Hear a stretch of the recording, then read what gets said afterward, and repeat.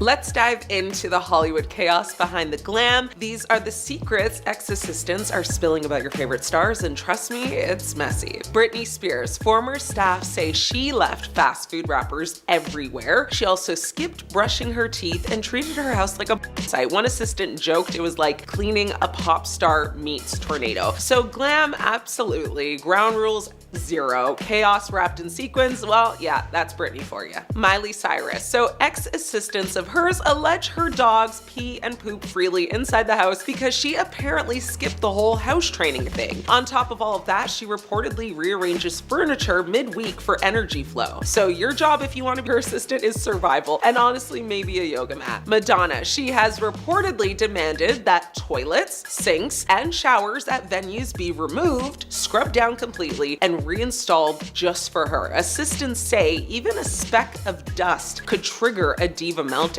So clean freak, control freak, I mean, probably both at this point, but I mean, she's Madonna and perfection is mandatory. Robert Downey Jr. Now, staff of his claim he never hesitates to unload his thoughts onto you, often without warning. One assistant described it as being in a conversation with Iron Man, except you're the sidekick getting roasted. So yeah, I mean, he's a genius actor, but exhausting human it sounds like also. Robert Pattinson. Now, we've already read several cases of celebrities not bathing regularly, you know, for one reason or another, like cough, cough, Ashton Kutcher, you know, and Mila Kunis. But what about those who simply choose not to wash their hair? According to Cleveland Clinic, you know, most people only need to wash their hair every 2 or 3 days, although it depends on age and other factors. Well, Robert Pattinson apparently doesn't wash his hair regularly at home. It's part of his so-called mysterious aesthetic, which makes no sense to me, but assistants reportedly developed a daily avoid the moody zone survival skill just to deal with him. Johnny Depp. Now, ex-staff of his say he enjoys roaming around his home dressed as one of his characters. Now, sometimes multiple characters in a single day. Assistants have jokes saying it's like living inside a Tim Burton film, confusing, dramatic, and honestly slightly terrifying. Gwyneth Paltrow. Now, former assistants of hers describe her as two-faced, radiant in public, very icy behind closed doors. She would cancel schedules last minute, leave staff, you know, scrambling, and glamour with a side of unpredictability. I mean, that would be a no for me to work for her, but if you don't mind that, enjoy. Kesha. Now, this one doesn't sound so bad because apparently she embraced extreme wellness trends from, you know, raw diets to bizarre rituals, which is fine, yeah? Well, assistants reportedly ended up part-time chaperones, part-time guinea pigs, and full-time exhausted observers of her avant-garde life hacks. Some even went as far as to say that she was simply just too much to handle. Adam Levine. Now, staff say his stage charm doesn't always translate backstage. There's arrogance, micromanaging, and endless unsolicited life advice. Guitar swag does not equal humility, and being near him is like juggling ego grenades. And I've actually heard this rumor a lot, along with other accusations of him cheating on his wife. So yeah, I mean, it must be true. Ellen DeGeneres. Now, former show staff labeled the, you know, Be Kind host as one of the meanest people alive, citing intense hierarchy games, constant micromanaging, and very cold energy. I mean, being funny on TV doesn't guarantee niceness off camera, and isn't that part of the reason she got canceled in the first place? I mean, it was so long ago, it's honestly kind of blurry for me now, but there you have it. Hollywood may sparkle on the red carpet, but behind the scenes, let's just say these assistants have front row seats to the real show, and it's one I personally would not buy a ticket for. But let me know if you would, and let me know if you would accept the paycheck to be any of these celebs' assistants. Naomi Campbell. Now, the supermodel has a notorious history of mistreating her staff. Former assistants have said she threw objects at them, verbally attacked them, and created a high-pressure environment where mistakes were met with extreme anger. This was not diva behavior, it was outright bullying behind the scenes. In 1998, there was an attack on one of her assistants. Campbell pleaded guilty to attacking her personal assistant, Georgina Galanis, on a movie set. Now, Galanis claimed Campbell hit her on the head with a mobile phone, grabbed her by her throat, and punched her during an argument. A personal assistant in 2005 alleged that Campbell hit her around the head with a BlackBerry. And in 2006, there was an attack on Anna Scolavino. Campbell threw a crystal-encrusted phone at her housekeeper, Anna, in a fit of rage over a pair of missing jeans. Campbell pleaded guilty to misdemeanor attack, was sentenced to 5 days of community service in order to attend anger management classes. Scolavino required 4 stitches for a cut to her head. I mean, I'm not done though, because in 2004, a lawsuit by Simone Craig happened. A former administrative assistant sued Campbell, alleging the model grabbed her, threw her onto a couch, and held her prisoner in a hotel room in Beverly Hills 2 2 years prior. This is insane. Campbell has publicly acknowledged her anger issues and expressed remorse for her actions, stating she has learned from her mistakes and made amends to those she has hurt. Despite this, her reputation for being a difficult and demanding boss has persisted in popular culture. You don't say. Lady Gaga, her former personal assistant, described being mistreated like a 24/7 service machine, or being treated as such. Tasks included fetching towels, waking before dawn, traveling to private jets and hotels, and even sleeping in Gaga's bed because the star didn't want to sleep alone. Weird. O'Neal claimed she was on call 24 hours a day, 7 days a week, and her duties included everything from managing finances and schedules to ensuring a towel was ready and hot after a shower and acting as a personal alarm clock. O'Neal sued for approximately $380,000 in unpaid overtime for over 7,000 hours of work, arguing her role did not qualify for an overtime exemption. I mean, in her own deposition, Lady Gaga denied the claims, stated that O'Neal was a former best friend and fired her for just being lazy, and referred to her with, explicit insults. Scott Rudin. Now, numerous former staffers have come forward with accounts of a toxic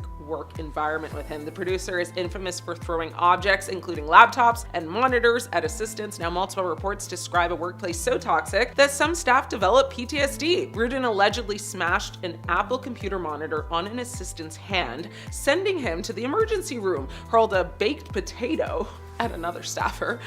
It's not funny, but it's funny. And threw staplers, phones, and glass bowls. Fear of retaliation kept many from speaking out for decades, showing how power can be terrifyingly unchecked. Paris Hilton. Even socialites can be savage. Paris allegedly had assistants running every little aspect of her life, from packing her bags to managing her daily schedule, often without breaks and under constant scrutiny. And apparently, Kim Kardashian even joked about this. I mean, when she was Paris's assistant back in the day. Now, the pressure reportedly led some assistants of hers to quit after only a few months. Some social media discussions actually mention this, with comments from users speculating about how Hilton treated them, but these, of course, are subjective opinions, and we take it with a grain of salt. Well, it seems as though working for a celebrity may not be the flex that we actually thought it was. I mean, the money may be good, but at what cost? Your mental health and physical safety? Yeah, no thanks. Naomi Campbell. By now, everyone knows the horror that comes with working with supermodel Naomi Campbell. According to People magazine, Campbell allegedly threw a phone at her assistant in 2001. The assistant also claimed that the model grabbed her by the arms and threw her down on a couch.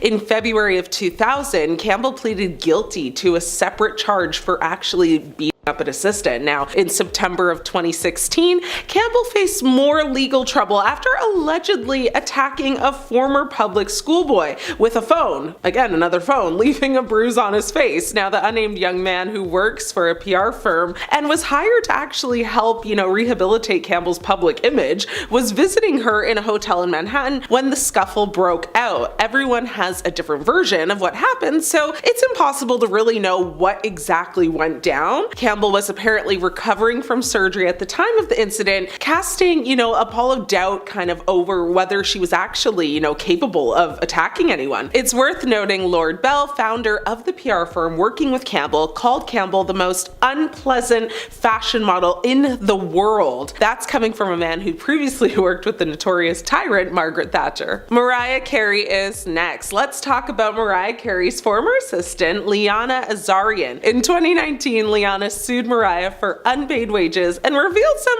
shocking secrets about the singer's behavior. In the original lawsuit, Carey accused Liana, whom she reportedly fired in 2017, of secretly recording embarrassing videos of her performing various personal activities, including, some cases, intimate content. Now, according to the pop star, her ex-employee then attempted to blackmail her with those videos, threatening to release them unless she was given $8 million.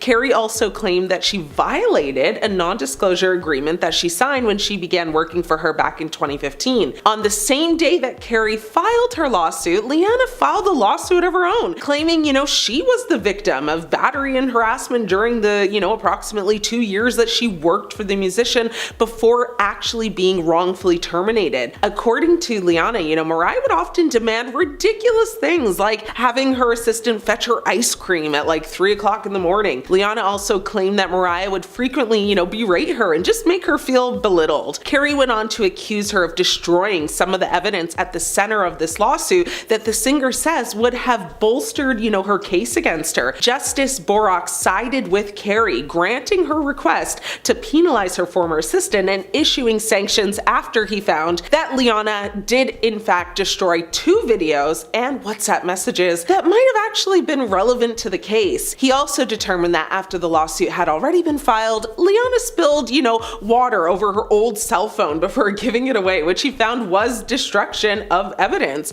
Borak wrote in his decision, trading in her cell phone without taking any measures to save the videos, messages, and any other data after this lawsuit was filed when Miss Azarian had an undeniable duty to preserve evidence, was grossly negligent, if not intentional. He ordered her to turn over, her current cell phone for forensic examination and pay Carey's attorney fees for that specific matter. Lady Gaga is up. Lady Gaga's former assistant Jennifer O'Neill in 2013 sued Lady Gaga for unpaid overtime and revealed some surprising secrets about the singer's lifestyle. This long-suffering former assistant, whom the star branded as a hood rat during a bruising court battle, is working on a dishy book about the singer called Fame Monster. O'Neill had worked for Gaga during, the Born This Way era, during 2009 actually to 2011. Now, this was for her Monster Ball tour, and she actually sued in 2011, claiming that she was owed a whopping $393,000 for about 7,168 hours of overtime, plus damages. She struck a deal with Simon & Schuster imprint, which is for Atria Books. Now, insiders said the deal could be worth up to $1 million at the time now, which more than makes up for all the overtime O'Neill claims that she was forced to work for Gaga, including sleeping in her boss's bed and administering her daily medicine. Now, according to Jennifer, Lady Gaga would often require her assistant to be on call 24/7 and would demand very bizarre things like having her assistant massage her feet. Now, Paul Oleski, which is Atria's Books vice president and director of publicity, confirmed that they had a book deal with O'Neill, adding that no release date had been set at the time for the book Fame Monster. While O'Neill has not yet delivered her manuscript to Atria after all this time, her Manhattan federal court battle with Gaga provided a glimpse of some fascinating potential, material. Now, O'Neill testified that she was required to sleep in Gaga's bed because she didn't sleep alone and was expected to be working again 24/7 around the clock doing really odd demands. And that was for an annual salary of $75,000. O'Neill said, she had no privacy, no chance to talk to any family, friends, no chance to do anything. There was basically not an opportunity for her to live her life. Gaga fought the suit and blasted her former aide in a sworn deposition as, she called her a hood rat who was suing her for money that she just didn't earn. The star declared in court papers that, I am the queen of the universe every day, and, I am quite wonderful to everybody that works for me. Now, in October of 2013, Gaga agreed to actually settle O'Neill's suit out of court, and terms were not disclosed. Kanye West. Kanye's former assistant David Weather spilled some secrets about the rapper's behavior. In 2014, David claimed that Kanye would often have massive tantrums and would demand ridiculous things, like having his assistant find him a very specific type of cereal. None of this is surprising, and in more recent times, Kanye's West ex-assistant Lauren Piscotta had filed a lawsuit accusing him of attacking her. The lawsuit also reveals disturbing text messages between West and his now wife, Bianca Censori. Piscotta alleges an incident involving sedating occurred during a studio session in Santa Monica, causing her to feel disoriented and lose control over her body. Piscotta, while sharing details, mentioned that the rapper ordered her a drink, after which she began feeling out of touch, and she said the next morning when she woke up, she had no recollection of what had happened, but just knew that something was really wrong and felt this immense shame and embarrassment. The studio session is alleged alleged to have happened years before Piscotty actually worked for Kanye in 2021 and 2022. Now, Kanye was allegedly upset that his ex-wife Kim Kardashian commented on the rapper and Piscotty like hanging out. She claimed that Kanye told Kardashian the two hooked up and left out the actual true nature and severity of what he did to her. After Piscotty actually informed Kanye that she couldn't recall the night at the studio, he allegedly kind of just laughed it off and said, "Oh, women love to say they don't remember." A representative for Kanye, in a statement to the Washington Post in June of last year, criticized the baseless allegations against him and wrote that Piscotty, actively pursued him to coerce employment and other material benefits, then engaged in blackmail and extortion when her advances were rejected. Next up, we have Victoria and David Beckham. Now, in 2008, David Beckham and Victoria's nanny, Abby Gibson, was terminated from her job after getting into a very heated argument with Victoria. In retaliation, she actually ran to News of the World to give a tell-all interview about what the Beckhams were like and spilled some secrets about the family. Behind Closed Doors was actually the name of the article that was published. Now, in this interview, she revealed that the famous Brits, perfect family facade was mostly fabricated for the press, and that David and Victoria often argued, and in front of the kids, allegedly. Now, she also explained that the famous spouses almost got divorced while Victoria was still pregnant with her third child, Cruz. However, after, her scathing interview, Abby, who broke her confidentiality agreement, was sent to court for breaking her contract. In 2009, she was forced to issue a public apology to the Beckhams for revealing their secrets and has agreed, to permanent undertakings of confidentiality. In 2005, Hugh Tomlinson, Queen's counsel for the Beckhams, told the court it is uniquely hurtful and distressing to have the person who, until the end of March of that year, was sitting around the breakfast table with them, and their children discussing their daily lives. Having her repeat that information is alarming. Charlie Sheen's former assistant, Rick Calamero, revealed some shocking secrets about the actor's behavior. According to Rick, Charlie would often have wild parties and would demand that his assistants clean up after him. Now, he said that Sheen allegedly would stay up for days on end with zero sleep, no water in his body, wouldn't eat, and would demand that everyone cater to him constantly, and even allegedly had people perform, for his entertainment, doing random things just to make him laugh. Rick, who's actually a former Hollywood nightclub owner, met the actor back in 2006, and in 2010 actually joined Camp Sheen full-time as an assistant. Now, Rick was reportedly, by Sheen's side for many of his legendary antics in Vegas, LA, and New York, and in a very shocking turn of events though, Rick was actually found passed away in his home surrounded by prescription meds and booze. Now, he allegedly was laying passed away for several days before he was even found. Sheen never commented on his passing either, which is a little weird, and a lot of people blamed Rick for Charlie, going crazy and partying too hard during those days, but many people also said they had been best friends for years and just enabled each other in their antics. Now, it was obvious that they were poor influences on each other, no doubt. Sheen has frequently stated that he does not believe rehab actually works, and the friends, he has shared many common dependency, habits on and lifestyle similarities is to what's to blame, basically. Justin Bieber recently parted ways with his personal assistant, but some sources say that Justin had actually fired the man 5 years ago. The reason right now for the split is because the assistant was looking to focus on his acting career. He had been working for the famous couple since 2018. The downsizing seems to be a trend for Bieber lately. His team keeps getting smaller, and he recently unfollowed a bunch of past co-workers and friends, so this is actually not that out of the ordinary right now. Sources claiming to be close to the situation, of course, claim that the assistant actually left Bieber because they were worried about his erratic behavior as of late. But up next with Lady Gaga and the mess from 2013. A former assistant and friend filed a lawsuit back in 2011, but the ball wasn't rolling until a couple years later. The assistant, Jennifer O'Neill, was suing Gaga for unpaid overtime, an alleged 7,168 hours of it, which is almost $400,000. Gaga did end up sharing her side of the story in her deposition.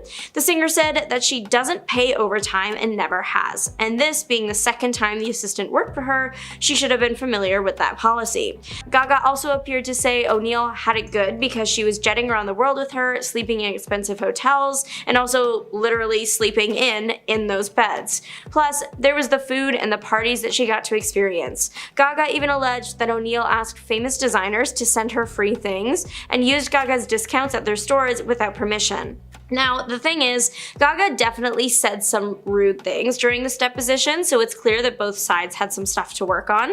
Gaga also said that O'Neill just wasn't a very good assistant, citing things like not helping the star get set up when traveling, which might seem a bit ridiculous, asking someone else to go get your toothbrush for you, but remember that Lady Gaga can't just walk down a street to the nearest corner store without risk of being mobbed by fans. Rumor is the assistant is writing a book about her experiences, but it's been over a decade now and crickets, so who knows if that's really happening in the end or if any of this even happened at all.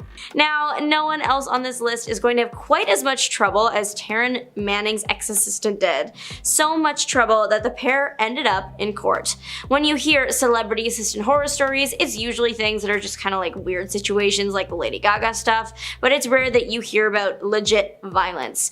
Taryn Manning's assistant happened to be an unlucky one. The actress was charged back in 2012 with a misdemeanor after the assistant accused of coming into violent physical contact with her, restricting her airflow and scratching.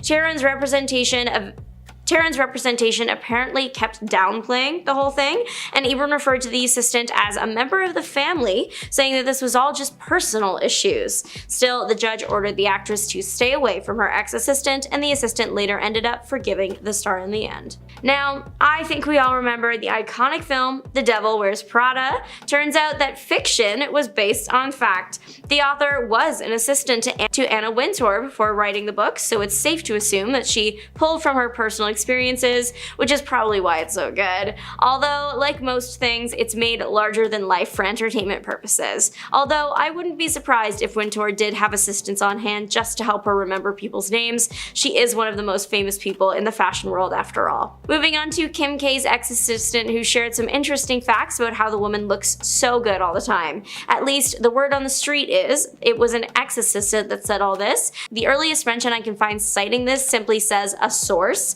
but other articles are adamant that it was an ex-assistant. The secret in question is apparently when Kim K gets fat removed from her body, she allegedly freezes it to use in other spots on her body. Popular ways to use it would be like fillers or in rear enhancements. The source claimed that the latter was what Kim K used it for. The star is adamant that she does not have implants, so this would be an alternative should her body type not be natural. Of course, all this info came out roughly a decade ago and hasn't moved past speculation, so it's up to you what you want to think. Supermodel Naomi Campbell has made a name for herself as a supermodel fashion diva, but also seemingly a danger to those that she employs. Many employees have come forward with various stories of the supermodel acting rudely towards them. One personal assistant even called out the model for getting physically violent with her in 2000. Vanessa Frisbee claimed that she was attacked during an argument with the star. Of course, Campbell said this never happened and sued Frisbee, specifically for breach of contract. In the end, the case was thrown out. But then, another PA came forward in 2004. This time, the claim was they were held hostage in an LA hotel where a phone was thrown at them. Again, this was denied, and again, the case was dropped. But then here we are back at it in 2005, when another assistant accused the model of hurting her with a, and this is a direct quote, jewel-encrusted BlackBerry. Denied again. There were technically more people that accused the model of mean things, but those are all the assistants. Lindsay Lohan is doing quite well now, but it's hard to forget that she basically pinned her 2012 car crash on her assistant Gavin Doyle. Back in the early 2010s, Lohan's Porsche rear-ended a truck. The star allegedly told police that she was in the passenger seat, and Gavin Doyle, her assistant, was the driver. Except when police spoke to Gavin, his story was flipped. Eventually, through other evidence, police concluded that Gavin was telling the truth. Gavin ended up bailing Lohan out after it all, but she apparently was still angry with him considering she kicked him out of the car. The pair seemed to patch things up later on, but it was quite a moment while it was happening. One thing about the early 2000s, they were messy, and Jessica Simpson's past assistant was no stranger to being messy. The woman decided to speak to the star and spread some rumors about Simpson, like that she doesn't pay at restaurants because she believes her star power is good enough, which is completely wild to think about, so thank goodness there isn't much evidence out there to prove it. Of course, not trying to say that this never happened, I don't know, I wasn't there. However, there is one pretty famous restaurant story that makes me less inclined to believe this little piece of gossip. Last year, Simpson left a $300 tip on a $500 check with a sweet note. So, who knows what kind of person Simpson was in a restaurant 20 years ago, but today she seems like the right kind of guest. Madonna herself revealed that she has an assistant for a very specific and very strange role, the food police. When you're off traveling the world and performing for adoring crowds, you're thinking so much about others that you sometimes forget yourself. And for Madonna, that means she sometimes just forgets to eat. And hey, happens to the best of us. Plus, she's a perfectionist, so she wants to make sure everything on the tour is perfect, especially her eating patterns. And if you can afford to pay someone to check in on you, why not? They are also making sure she drinks water too, of course. Rumor is that Sarah Jessica Parker wants her assistants as smart as possible, which, that makes sense, but apparently an Ivy League education is practically a job offer. Parker is known for having really good relationships with her assistants. She was even a bridesmaid to a past assistant of hers. Although, what makes her celebrity secret my personal favorite of the list is it's a little bit out there. Somewhere along the way, a past staff member claimed that SJP practices witchcraft. Yeah, I fear something got a little bit lost in translation here. See, there's nothing online to suggest that Sarah Jessica Parker is a full witch, other than her role in Hocus Pocus, of course. My guess is things got a little murky when Sarah Jessica Parker learned of a past ancestor. She is actually related to a woman imprisoned during the Salem witch trials. So her Hocus Pocus character actually hits closer to home than she thought. And even if she is following her however many great-grandmother's footsteps and practicing a little witchcraft, good for her. Diddy has been arrested and more people have been coming out to speak about their horrible experiences with him. Now, one of those people are his ex-assistants. Pam Lewis-Fredden has come out about what it was like to work for Diddy. Former employees of the rapper have made allegations that he mistreated his staff, including his assistant at Uptown Records in the early 1990s. She said, "He called me a B one too many times, and it might not have been me, just that word, and using it in undressing any and everybody in front of other people as well. It wasn't like you were in a room and he was saying it to you one-on-one, it was like in front of the whole office and any of the artists," she added. "And it was just one time too many, and then a friend of mine who was working at or she heard about a job opening, and I was like, I'm out of here." Now, Pam claimed that Diddy had confrontations with almost everyone, including Andre Harrell, the Uptown chief executive who famously fired Diddy in 1993. Now, a former employee of Diddy has also spoken out about his experience he had at one of the Hampton parties. He said when he knocked on the door, Diddy answered wearing only a robe. He was then let into the house and said weird was starting to happen. Celebrity guys hooking up, there were back rooms and it was like the inner sanctum, he added. You'd see two people you would not think would be hooking up, rappers, and that was what shocked me. I won't name names, but there were rappers that I immediately lost all respect for and could not take seriously ever again. After he saw all of that, he immediately left and was not impressed at all, as it actually scared him off. Then an anonymous woman spoke out about what it was like to work with Diddy in the music industry starting in 1997. She worked for a company called Vibes, and she said his controlling ways came out quickly after meeting him. She said after a photo shoot he wanted to see the cover before it was printed. She said it wasn't our policy to show covers before publication, so after I told him no, we heard that he planned to come to our office and force us to show him what we'd chosen and to make us choose something else if he didn't like what he saw. Now, she stood her ground and he called her insisting to see them, and she told them it's not what we do, and then said the exchange went like this. It was then that Combs told me, as I've retold hundreds of times over the years, that he would see me dead in the trunk of a car. Not missing a beat, I told him he needed to take the threat back. Take it back, I said. Take what back? He said.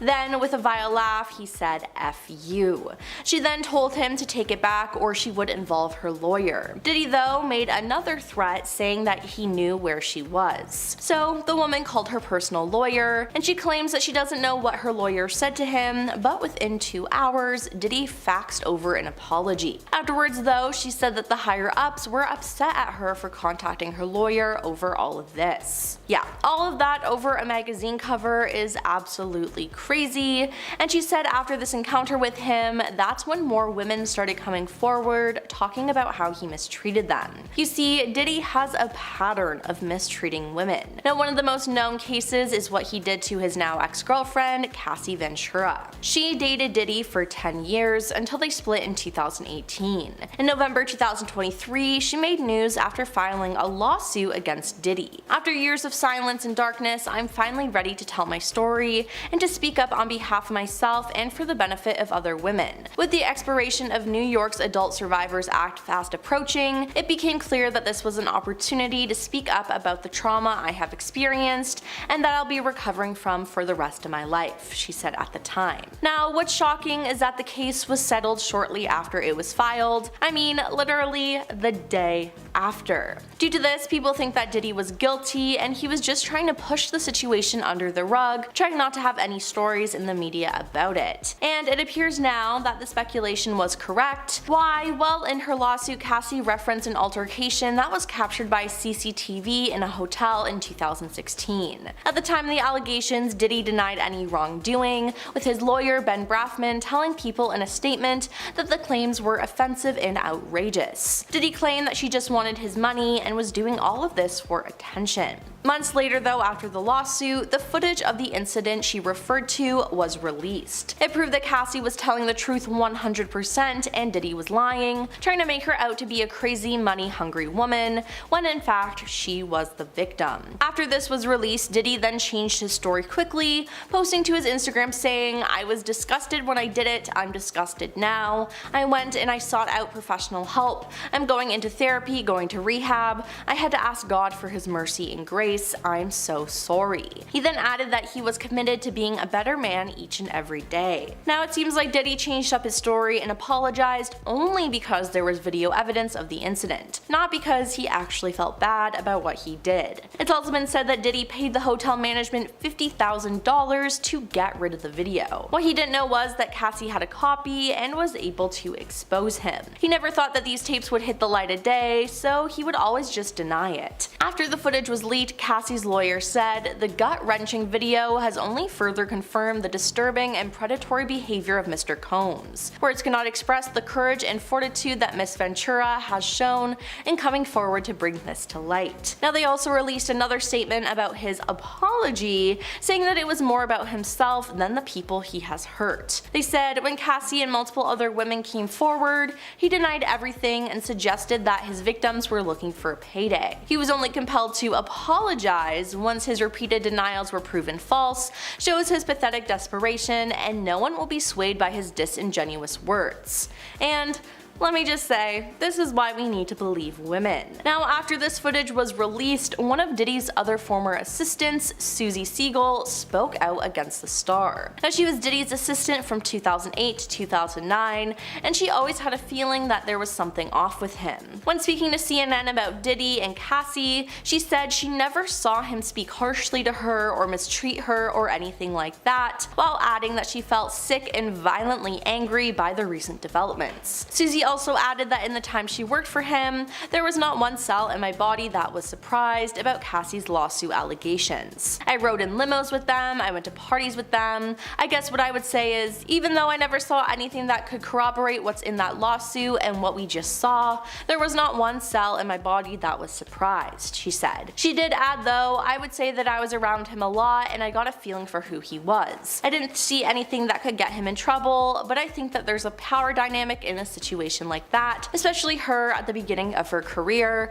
so young and beautiful and talented." So it seems like she somewhat knew what was going on but never actually saw him mistreating Cassie. Now, after the video was released of Diddy and Cassie in the hotel, Susie said, "Obviously I saw it with the rest of America today, but when I saw it, I knew it was something that he could be capable of, and let me just say, that is so terrifying to me. No wonder she only worked for him for 1 year." So it seems like Diddy really just mistreated everyone around him and thought he could get away with it, like no consequences at all, which is just gross. Now, in 2008, David Beckham and Victoria Beckham's nanny, Abby Gibson, was terminated from her job after getting into a heated argument with Victoria. In retaliation, she actually ran to News of the World to give a tell-all interview about what the Beckhams were like behind closed doors, which would actually then become the actual title of the article. Now, in her interview, she revealed that the famous British perfect family facade was mostly fabricated for the press and that David and Victoria often argued, like a lot. She also explained that the famous spouses almost got divorced while Victoria was still pregnant with their third child, Cruz. However, after her scathing interview, Abby, who broke her confidentiality agreement, was actually sent to court for breaking her contract. In 2009, she was forced to issue a public apology to the Beckhams for revealing their secrets and has agreed to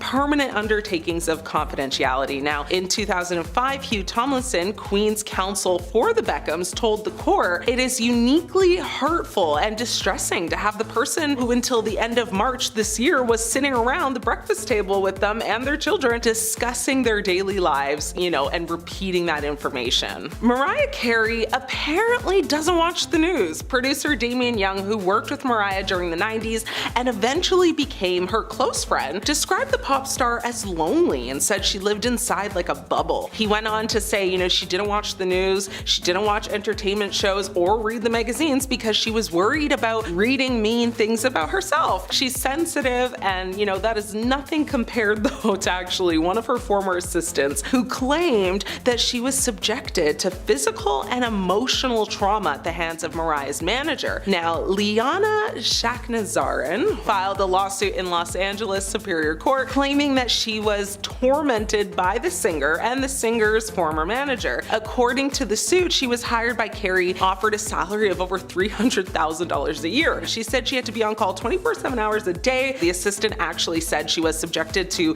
this, mistreatment mainly by Mariah's former manager, but Mariah was allegedly in the room whenever it would happen and did absolutely nothing to stop it. In a turn of events though, Mariah then sued Liana, claiming she is a grifter and extortionist. Carey sued also for invasion of privacy, breach of contract, and breach of fiduciary duty. Allegedly, Liana filmed Mariah engaged in personal activities without Mariah's permission. Both parties ended up reaching a mutual agreement. Nothing further has actually come from it, so that's good. Oprah Winfrey only drinks Diet Coke. Now, this isn't like the craziest story, but it's kind of funny, so I wanted to give it an honorable mention. According to an anonymous staffer who actually worked at Harpo Productions, where they filmed the Oprah Winfrey Show, Oprah would only drink Diet Coke and she hated Pepsi. However, the vending machine at the studio only served Pepsi, which forced her staffers to serve her Pepsi that they actually called Coke. Now, one unfortunate employee didn't get that memo. He shared his story saying, "When I first started, I was asked to go get a Diet Coke. I saw that the machine was all Pepsi products, so I hauled my behind over to a Subway,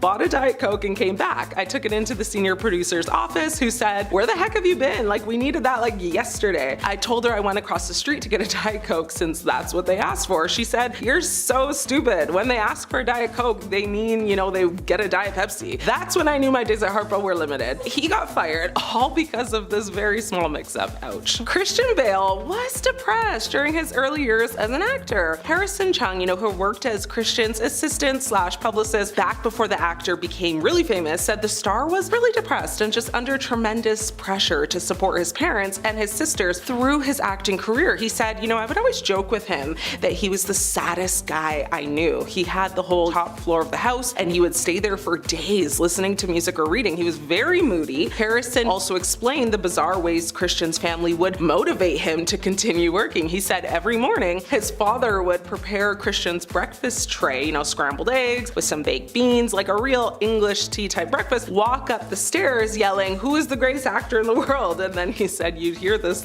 small voice coming back just saying, I am. Lil Wayne is next. In late 2022, Young Money Entertainment and Signature Flight Support were all sued by Wayne's former assistant Andrew Williams after he made some bombshell allegations about the notorious rapper. In legal documents, the former assistant actually accused Wayne of multiple things, including both attacks and battery, while also alleging Wayne had caused him what he described described as emotional distress. In this suit, Andrew actually claims that Wayne and the pilot had an argument before takeoff. Andrew said he tried to stop the argument from getting physical, which he claimed, upset Wayne and led to the rapper punching him in the face with a closed fist. But not so fast, at least according to Wayne, that is, because Wayne denied all allegations of wrongdoing or that Andrew was harmed by him at all. Wayne argued that his actions were done in self-defense. As of January 2023, the situation between the two is still yet to be resolved in court. Actor Amber Heard's personal life has been dissected publicly thanks to her high-profile legal dramas,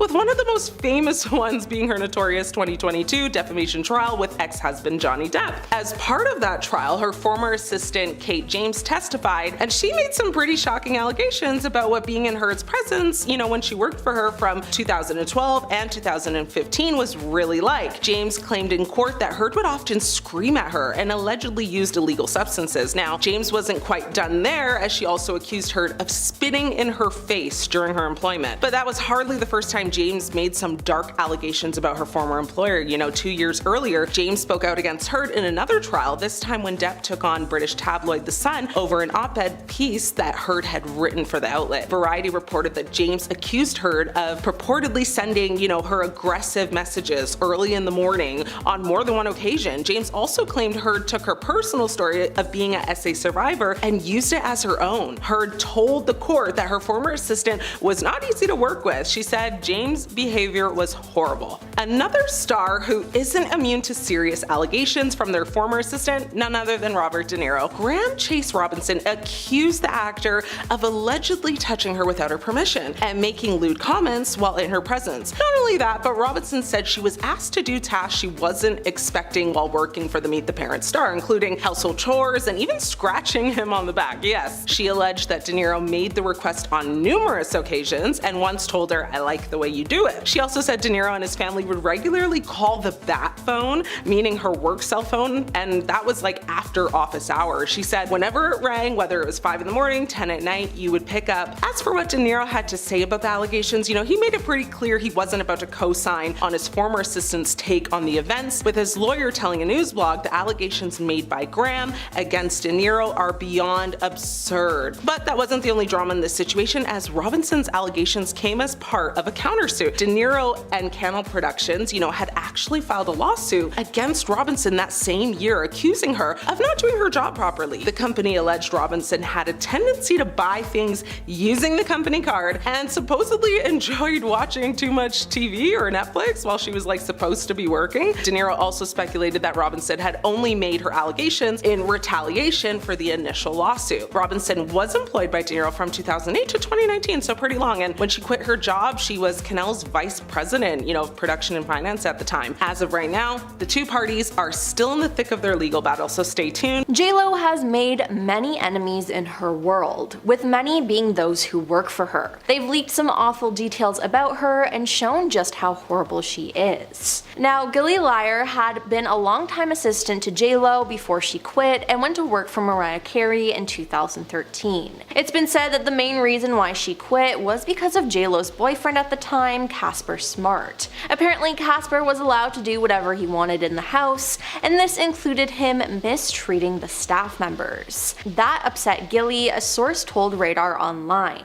Casper always insisted that Jennifer's staff call him Mr. Smart, and even demanded that Gilly get him drinks. So it appears that JLo let her assistant get disrespected, which is just not okay at all, and it shows what kind of person she really is. Then there's the time when she got everyone to turn on her longtime makeup artist Scott Barnes. There had been a leak on JLo's team as they exposed to the press that JLo was planning on getting married to Mark Anthony. Now, JLo claimed that Scott was one of the employees who betrayed her, so she fired him and made everyone ignore him. The thing was, they never asked him about it though, they just fired him. Now, during an interview on the Jeff Probst show, he claimed that he didn't know anything about the wedding and wasn't the leak, but JLo's team still shunned him. Scott said, "Nobody would talk to me, it was like I had the plague." Then, when the truth came out that Scott did not leak the news or even know about the wedding ahead of time, he received a phone call from Jen, who Scott claimed said the following. It was like, "Hey, it was a big misunderstanding. You know we have a lot of stuff coming up and I really miss you, so let's just get back to work." Although Scott was very gracious about the whole thing, it appears that J-Lo did not apologize to him, and it's just crazy to me that he went back working for her and that no one put a stop to her behavior. Now, near the end of last year, Elon Musk was speaking on the Joe Rogan Experience when he began talking about J-Lo's criticism of the recently elected president and his remarks about Puerto Ricans. Elon then brought up J-Lo's personal history with Diddy as she dated him from 1999 to 2001. He said J-Lo was like his ex-girlfriend and now all of a sudden she's warning people about this person, but how many people did she warn about Diddy? Oh, 0. Maybe we shouldn't trust her opinion. He added people in the music industry had to know that Diddy was doing these things. Where's that accountability? They had to know. Now, Ojani Noah, J-Lo's ex-husband, claimed that she was involved in Diddy's freak-offs that came up in his federal indictment. "I'm not on the list," Ojani wrote on Instagram. To those people and media outlets asking if I ever went or participated in that piece of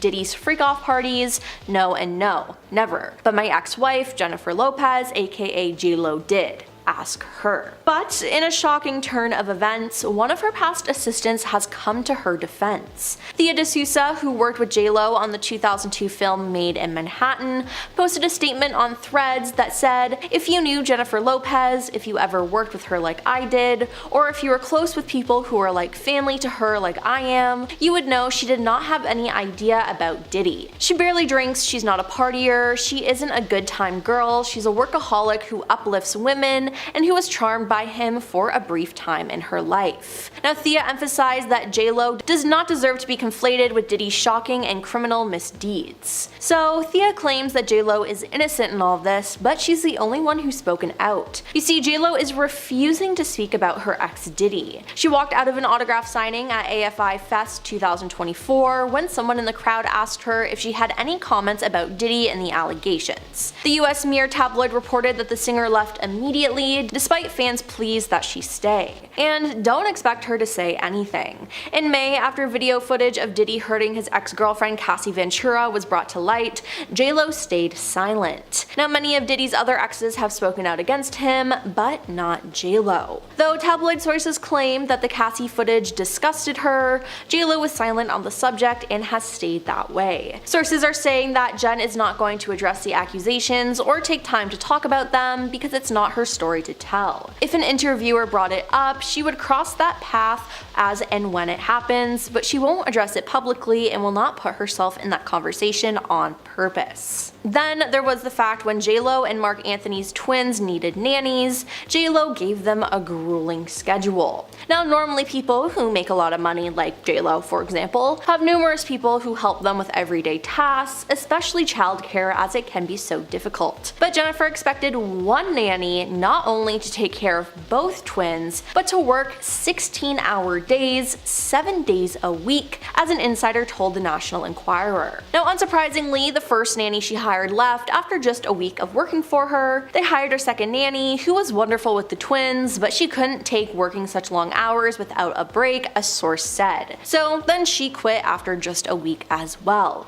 And yeah, I don't blame them for quitting. I mean, that schedule is just unreasonable. Then in 2022, a girl named Kyla posted a TikTok saying that her dad worked for a company that J-Lo would hire for drivers. But apparently he heard so many bad stories about the star that he never wanted to be her driver. It said that J-Lo does not allow her drivers to look or talk to her. She's also so strict that if the driver looks through the rearview mirror and makes eye contact with her, she will freak out. Not to mention that she has a crazy rule that her luggage cannot touch the ground. Now, it appears that this story is real though, because one of J-Lo's former drivers sued her. Hakab Menokian claims he started driving for J-Lo and Mark Anthony in 2005. He said that the three of them had such a great bond that they convinced him to shut down his company and work exclusively as J-Lo's personal head of security and transportation. He claimed that J-Lo agreed to pay him more than $200,000 per year, but things went downhill in 2011. This is when Hakab claims he was forced to spend time with J-Lo's manager, Benny Medina. He claims that Benny hated him and even found a way to convince J-Lo to demote him, taking away his security responsibilities and making him J-Lo's LA driver, and that was it. Now he says that he was basically forced to resign and then sued J-Lo and Benny for unspecified damages. J-Lo then countersued him for extortion, but her suit was dismissed in December 2012. Now the two eventually settled on undisclosed terms, but that honestly just sounds like a horrible situation. And finally, one of J-Lo's backup singers, Julia Wang, posted on TikTok how horrible it was to work with the star. She said she was so mean to her backup singers. If you were pretty or if you were Latina, like, game over, she hated you. Julia also said that J-Lo refused to talk or even look at any of the singers during their rehearsals, except for an occasional eye roll or scoff, which is just crazy. She acted like a bully. Can you imagine spending time with someone working in a closed setting every single day for months, and this person never even acknowledging you or acting like you exist? She asked. And honestly, no, I can't. That sounds like a horrible work environment. Now she also shared that J-Lo changes the way she acts when there are men present, and Julia added that she only treats the women poorly because she views them as competition. It seems like if you have anything to do with J-Lo, it would just be horrible. One of J-Lo's past assistants has come forward and addressed J-Lo's involvement in Diddy's crime ring. And let me tell you, it's not what you think at all. Thea D'Souza, who worked with J-Lo on the 2002 film Made in Manhattan, posted a statement on Threads recently that said, "If you knew Jennifer Lopez, if you ever worked with her like I did, or if you were close with people who are like family to her like I am, you would know she did not have any idea about Diddy. She barely drinks, she's not a partier, she isn't a good time girl, she's a workaholic who uplifts women and who was charmed by him for a brief time in her life." Now she emphasized that J-Lo does not deserve to be conflated with Diddy's shocking and criminal misdeeds. So Thea claims that J-Lo is innocent in all of this, which is a great thing, and it's honestly good to see someone having J-Lo's back at a time like this. They've been digging up photos of J-Lo at parties and have been speculating a lot. Now, besides proof that J-Lo had been to some of his white parties, as she was his girlfriend, there's been zero proof that she had anything to do with the crimes Diddy committed, nor that she even knew about them. While her ex-assistant has stood up for her, J-Lo, for her part though, has stayed silent. And she probably will be for the time being, as she doesn't really address rumors or drama. It's obviously a sensitive subject and is something that the star doesn't want to discuss. So if you meet J-Lo, I'd suggest not asking her about Diddy. Besides, if she has something to say, she will say it eventually. It's a very sticky situation that she's in, and nobody is entitled to her opinion on the whole situation. Now, since breaking up with Diddy, J-Lo has claimed that he was unfaithful during their relationship. Now, maybe this is why she won't talk about him. She could still be hurt by all of this. Now, throughout their relationship and after their breakup, J-Lo was aware of rumors that Diddy was cheating on her. When the pair first met, Diddy essentially love-bombed her. He gave her a ton of attention and told her that he loved her almost immediately. J-Lo said this made her uncomfortable at first, but then she fell for him. As their relationship wore on though, the feelings of doubt crept back in. "It was the first time I was with someone who wasn't faithful," she told Vibe magazine after the breakup. "I was in this relationship with Puff where I was totally crying, crazy, and going nuts. It really took my whole life in a tailspin." Now she grew increasingly concerned about his fidelity, saying, "I never caught him, but I just knew," she said of his cheating. He said he was going to the club for a couple of hours and then he'd never come back that night. Now, Diddy himself has admitted that he was often unfaithful in relationships. In a 2015 appearance on The Breakfast Club, he said his partners would often be frustrated with his behavior. Now, J.Lo later admitted they broke up and got back together far more than the public knew, which honestly isn't healthy at all. But in 2001, the couple ended things for good. It was scary, and we broke up many times before that and got back together and broke up again, and nobody knew about it. Now, it seems like J.Lo was more stressed out about everything regarding this relationship than participating in Diddy's extracurricular activities. Yes, she attended some of his parties, but that was only when they were dating, and she didn't know what was happening behind the scenes. I mean, when J.Lo was asked about Diddy in 2022 when she was on the Wendy Williams show, things got, well, awkward. Wendy asked if she and Diddy would ever get back together, and J.Lo laughed and shook her head as the camera panned to her mother sitting in the audience. Now, J.Lo's mother looked furious as she shouted no while waving her hand back and forth. Now, reposting the clip on Twitter, one fan wrote, "Some of y'all didn't catch J.Lo's mom's reaction when Wendy Williams said this." Yeah, I feel like this says a lot about their relationship. Clearly there was something going on and she didn't want to be associated with him anymore. And the fact that J.Lo's mom doesn't like Diddy, that speaks volumes. Recently, some shocking information was revealed from someone who attended Diddy's exclusive parties. On November 1st, former model Rachel Kennedy appeared on Daily Mail's The Trial of Diddy podcast to share her experience. Now, during her appearance, Rachel revealed that when she met Diddy in the year 2000, Diddy allegedly played J.Lo's music videos on a continuous loop in his hotel room while he was reportedly on the phone with the singer. It was kind of an odd thing to find out that we were watching J.Lo's video, she said, describing it as it's a little bit creepy and very disrespectful. Yeah, I'd have to agree with Rachel on that. Rachel, along with two friends, was invited to Diddy's hotel room for a party after meeting him at Seventh Heaven, a topless club in Japan. She shared that it quickly became clear that this was not the type of party they had expected. Rachel recounted that she and her friends initially found Diddy friendly and decided to stay, even after noticing some wild behavior around them. "We went in, we didn't think anything strange, he was friendly enough, so we decided, okay, we'll just hang out with him," she said. Now, things took a turn though, and it's now believed that this was actually one of Diddy's freak-offs. Rachel went on to say when she and her friends were with Diddy, suddenly one of his bodyguards barged into the room and he looked so violent and angry. He then ejected the women from the room, which came off as a shock to them. She said, "We just couldn't believe what was happening. First of all, how does he have that much access to Puff Daddy's room? That's the first thing I thought. How does he just come in like that?" Looking back at the strange experience, she alleged that the Bad Boy Records founder teaches them the behavior as he's their boss. She added, "He is the puppet master of all of this, and this is why people think it's okay, because he's teaching them that this kind of behavior is acceptable. He's like a cult leader and these people are his disciples," she said. Now, this makes sense, as it's been released that Diddy had plenty of rules his employees had to follow when it came to finding him women. A former party planner who worked with Diddy during 2004 and 2005, who wished to remain anonymous, stated that women attending these parties were subjected to weight checks.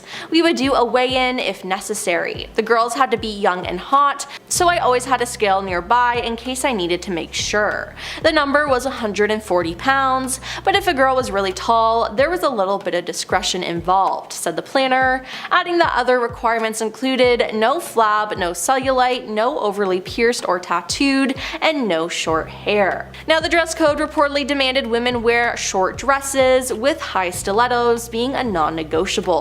No pants, no jeans, no flat shoes. Every girl had to wear a party dress, preferably very short, just enough to cover her butt cheeks but no longer than mid-thigh, cleavage showing. And every single one of them had to be wearing stilettos. That one, there was no exception, high stilettos. The New York Post quoted the planner as saying. Now it seems like we won't find out more from J-Lo regarding this whole situation unless she's called on to testify in court. But with everything that's been released about Diddy, J-Lo is the least of our problems. J-Lo, who has famously declared, "Don't be fooled by the rocks that I got, I'm still Jenny from the block," has weathered tales of her alleged snobbery for years. In just one instance reported by the Daily Star, when contractors were hired for a job that could take up to a year on J-Lo's old house, those contractors were reportedly informed that they were not to communicate directly with the international star. A source told the tabloids that she has made it clear that if any of the contractors, drivers, or domestic help make eye contact or speak to her, she will not be impressed. J-Lo's supposed superficial superstar antics apparently extend to service workers who just aren't directly in her employ, but who have the unfortunate one-time experience of being snubbed by her. A source said she doesn't speak to salespeople, she doesn't speak to restaurant people, she doesn't speak to hotel staff, flight attendants, she only talks through her assistants. A United Airlines flight attendant backed up this claim,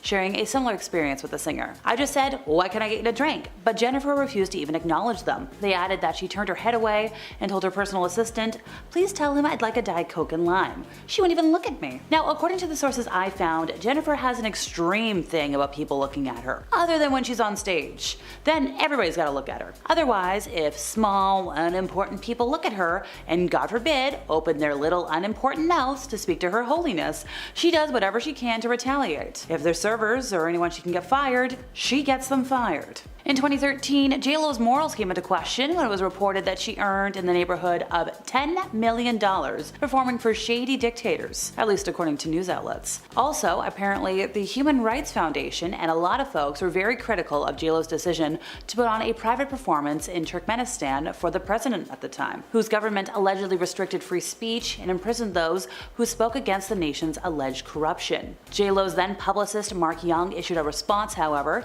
and the statement made J-Lo's team appear really ill-informed. They said this was not a government-sponsored event or political in nature. The event was vetted by her reps. Had there been knowledge of human rights issues of any kind, Jennifer would not have attended. Well, that statement probably didn't go over well, considering how Human Rights Watch's Rachel Denber, Deputy Director for Europe and Central Asia Division, explained that J-Lo's team didn't have to dig deep for information that would have revealed the controversy surrounding the whole presidential leadership corruption stuff. It was something even J-Lo herself could have discovered. Denber literally said, "Just do a few Google clicks, look up the human rights record, it's right there, it's easy to find." Well, 2 months after the backlash, Young was fired from J-Lo's team. With the whole fiasco going boom in everybody's face, was it possible Young eventually took the fall for what appeared to be some blame shifting after the fact?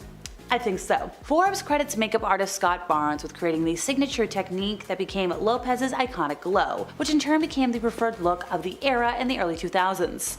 The makeup artist has worked with J-Lo since the year 2000, whether it was serving as J-Lo's personal makeup artist for her role in 2019's Hustlers, or for the Super Bowl performance, or whatever it may be. And while their working relationship and friendship spans 2 decades, there was a time when Barnes apparently didn't have her love. Barnes spilled the beans during an interview on the Jeff Probst show after rumors circulated that Barnes and 2 others leaked plans of J-Lo and Anthony's secret marriage. J-Lo's team shunned him. He said, "Nobody would talk to me. It was like I had some sort of disease." When the truth came out that Barnes did not leak the news or even know about the wedding ahead of time, he received a phone call, presumably from J-Lo, whom Barnes claimed said the following: "It was like, hey, it was a big misunderstanding, you know, we have a lot of stuff coming up and I really miss you, so let's just get back to work." And although Barnes was extremely diplomatic in his recounting of the temporary fallout, it's clear that he never received a direct apology, or even a real apology. What's even more interesting is that considering Barnes and Lopez quickly reconciled, he chose not to keep this story about her in-house. So I guess he's the one person she didn't have sign an NDA? Hakan Manoukian began chauffeuring J-Lo and her then husband Mark Anthony around in 2005